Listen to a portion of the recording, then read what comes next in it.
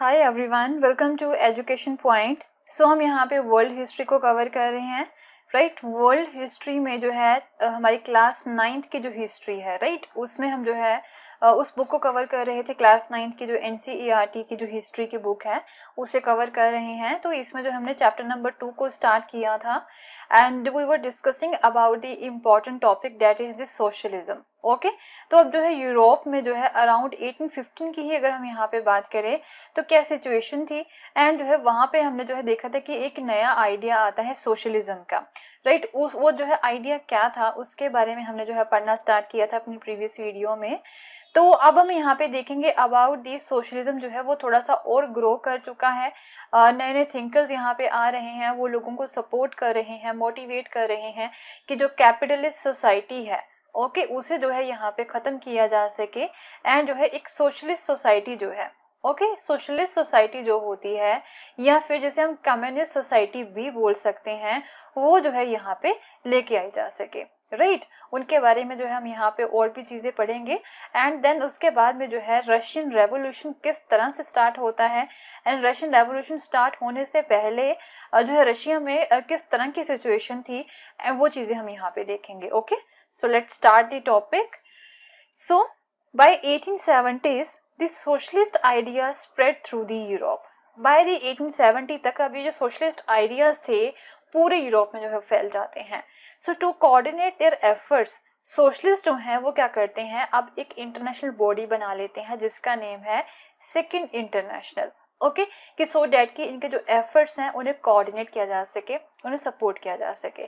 England में and Germany में जो कुछ वर्कर्स थे उन्होंने भी जो है अपनी एसोसिएशंस बना ली सो डैट कि जो है वो भी अपने लिए लड़ सके, अपनी बेटर लिविंग के लिए, अपनी बेटर वर्किंग कंडीशंस के लिए वो यहाँ पे लड़ सके। So they also set up the funds, उन्होंने जो है फंड्स भी यहाँ पे जो है इकट्ठे करने स्टार्ट कर दिए थे सो डैट कि मेंबर्स को हेल्प किया जा सके जब कभी भी यहाँ पे उन्हें जरूरत पड़ती है।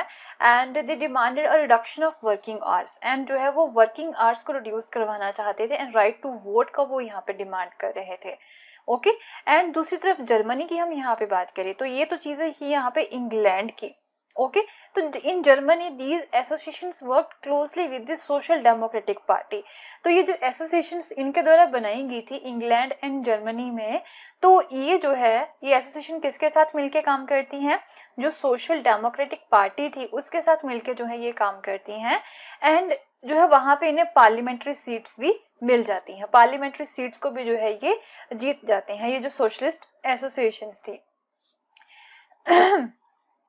सो बाय द 1905 जो सोशलिस्ट थे एंड जो ट्रेड यूनियनिस्ट थे उन्होंने क्या किया कि आप जो है एक लेबर पार्टी बना ली यहाँ पे ब्रिटेन में एंड अ सोशलिस्ट पार्टी जो है वो यहाँ पे फ्रांस में भी बन जाती है। तो ये यहाँ पे इस तरह से डेवलपमेंट हो रही थी सोशलिज्म की। हाउएवर टिल 1914 जो सोशलिस्ट थे they never succeeded in forming a government in the Europe. Okay, पूरे यूरोप में जो है वो गवर्नमेंट नहीं बना सके थे till 1914 तक। So represented by the strong figures in the parliamentary politics, their ideas did shape legislations, but governments continue to be run by the conservatives. However, ये जो लोग थे इनमें जो है काफी स्ट्रॉन्ग फिगर्स थे, काफी इंपॉर्टेंट लोग भी थे, तो जो है इनके आइडियाज जो थे वो जो है यहाँ पे पार्लियामेंट में जो है उन्हें उनके ऊपर डिस्कशन होनी यहाँ पे हाउएवर स्टार्ट हो जाती है। अगर वो गवर्नमेंट नहीं भी बना पाते हैं बट उनके आइडियाज जो हैं वो यहाँ पे लेजिस्लेशन में लाए जाते हैं। राइट, सो देन उसके बाद में यहाँ पे रशियन रेवोल्यूशन के बारे में पढ़ेंगे। रशियन रेवोल्यूशन भी यहाँ पे जो है बाय द टाइम वो स्टार्ट हो जाता है। तो जो रशिया था okay it is one of the least industrialised of the European states. ये जो है काफी कम इंडस्ट्रियलाइज हुआ था।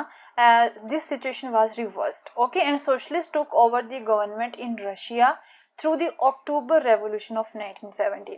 तो रशिया में जो सोशलिस्ट है राइट वो जो है यहाँ पे सक्सेसफुल हो जाते हैं कि वो जो है अपनी गवर्नमेंट बना सके। तो यहाँ पे सोशलिस्ट गवर्नमेंट जो है वो बन जाती है 1917 में। ओके, अक्टूबर रेवोल्यूशन के थ्रू। अब ये अक्टूबर रेवोल्यूशन क्या था यहाँ पे The fall of monarchy in the February 1917 and the events of October are normally called the Russian Revolution।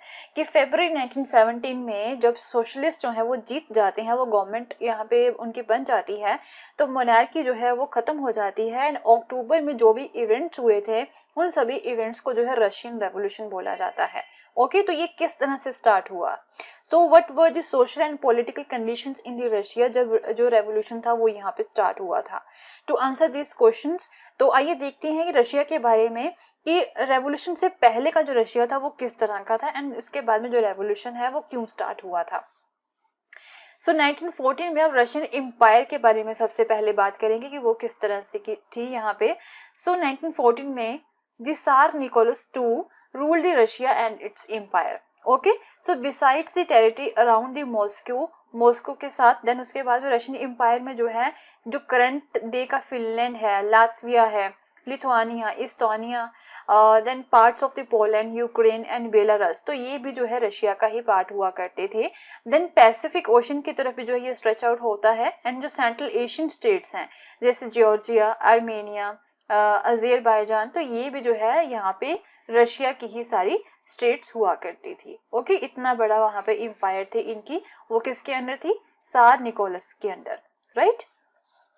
सो जो मेजोरिटी रिलीजन थे वो थे Russian Orthodox Christianity which had grown out of the Greek Orthodox Church, and but the empire जो थी उसमें Catholics भी थे, Protestants भी थे, मुस्लिम्स भी थे एंड बुद्धिस्ट भी थे, तो ओनली क्रिश्चियनिटी यहाँ पे नहीं थी, कुछ और धर्म भी यहाँ पे अवेलेबल थे।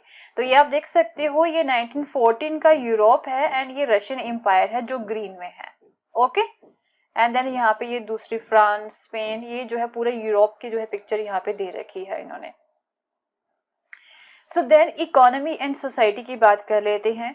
सो at the beginning of 12th century के बिगिनिंग में क्या था यहाँ पे, द वास्ट मेजोरिटी ऑफ जो रशिया के पीपल थे वो क्या थे, वो एग्रीकल्चरलिस्ट थे, वो एग्रीकल्चर के ऊपर जो है वो ज्यादा एक तरह से डिपेंड थे।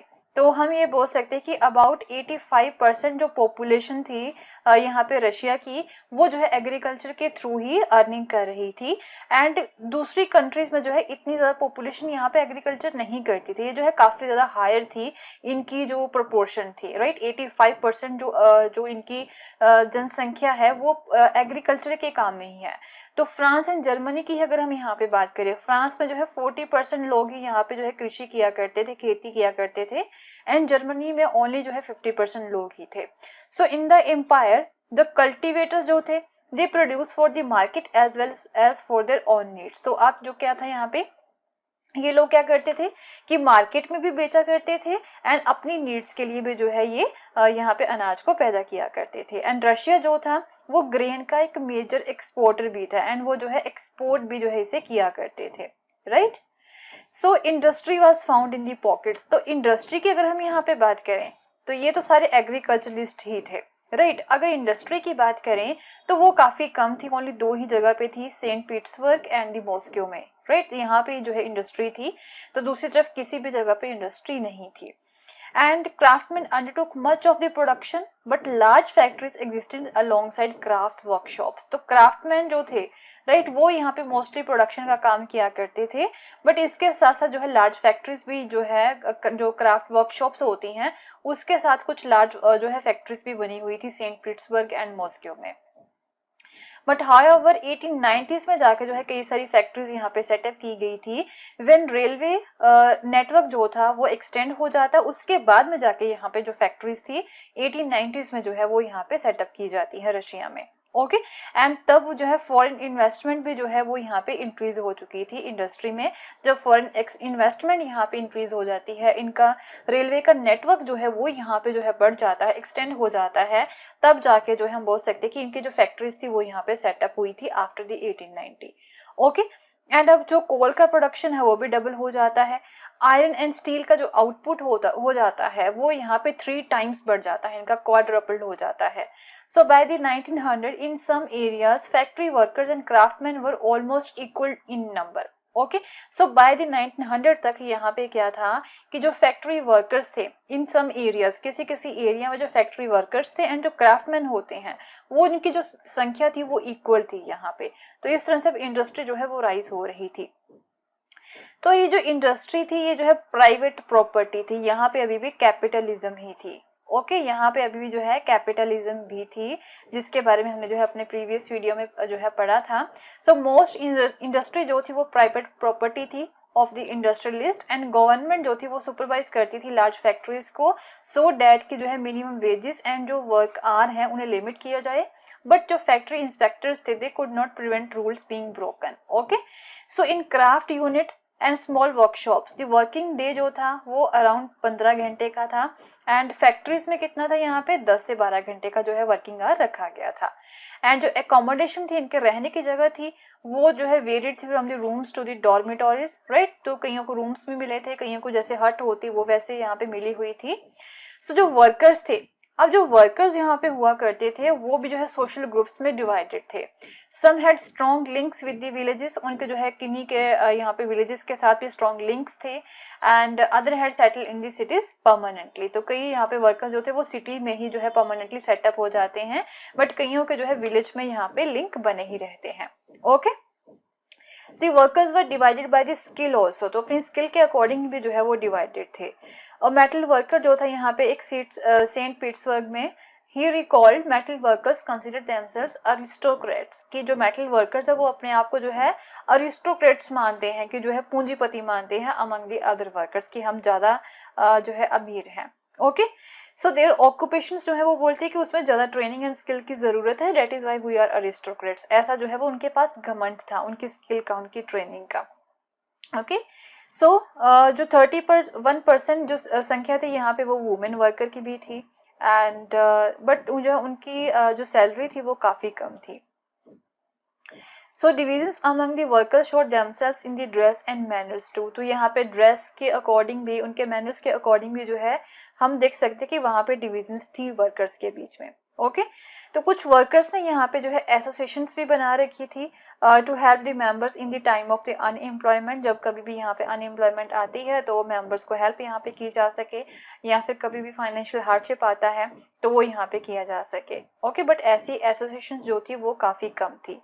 सो despite divisions worker did unite to strike work, but तो यहाँ पे हमने देखा कि इन वर्कर्स के बीच में डिविजन्स थी, बट इसके अलावा जो है जब काम की बात आती थी तो वो जो है स्ट्राइक भी कर देते थे। ओके जब वो अपने एम्प्लॉयर्स के साथ डिसएग्री होते थे वर्किंग कंडीशंस को लेके या फिर कुछ और चीजों को लेके, डिसमिसल्स को लेके भी। ओके तो इस तरह की जो स्ट्राइक्स थी वो टेक्सटाइल इंडस्ट्री में होती ही रहती थी 1896 एंड 1897 के around, and in the metal industry जो है ड्यूरिंग 1902 में इस तरह की जो स्ट्राइक्स थी वो काफी ज्यादा हुई थी।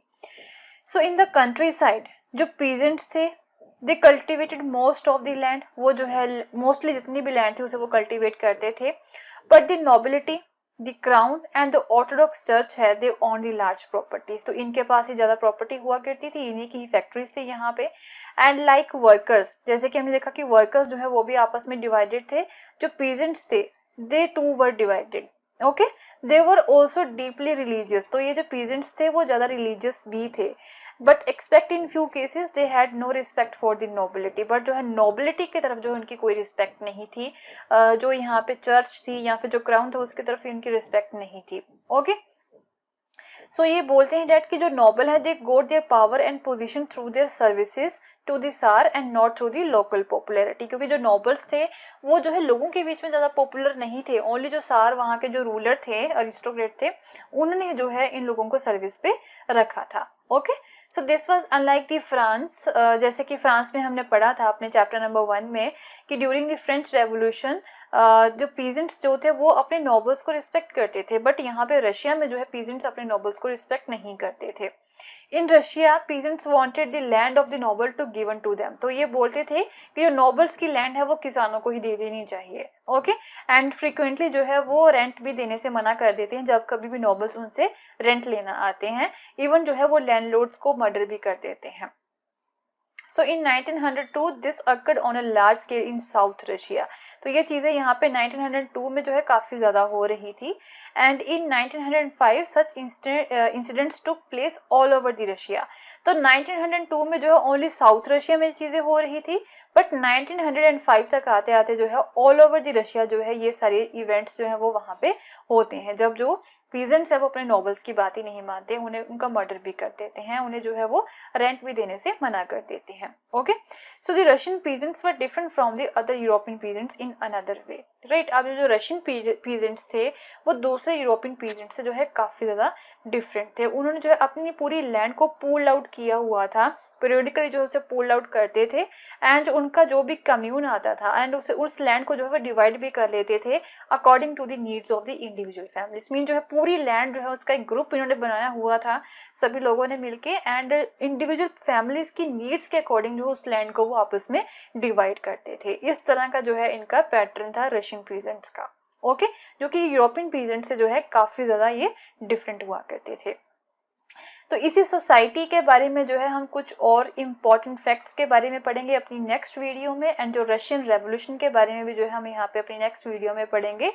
एंड अगर आपको मेरा कोर्स पसंद आया तो इसे शेयर करना ना भूलें। Thank you so much, have a nice